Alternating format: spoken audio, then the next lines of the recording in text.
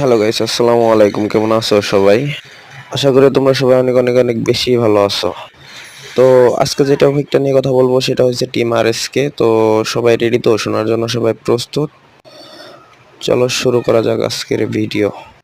তো প্রথমে যে কথাটা বলবো সেটা হয়েছে যে আজকে আরএসকে টিম যে পর্যায়ে গেছে, এই পর্যায়ে যাওয়ার জন্য আমাদের একটা ভাইয়ের খুব আশা ছিল, সেটা হচ্ছে জিবি চেতা ভাই।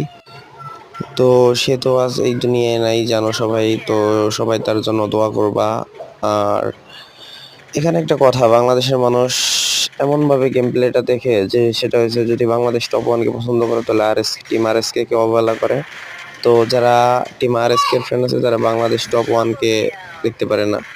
তো এখানে যদি আরএসকে টিম উইন হয় তো এখানে বাংলাদেশ টপ ওয়ানও উইন হয়ে যাচ্ছে, কারণ এটা হচ্ছে ভাই বাংলাদেশকে রিপ্রেজেন্ট করার জন্য খেলতেছে ভাই।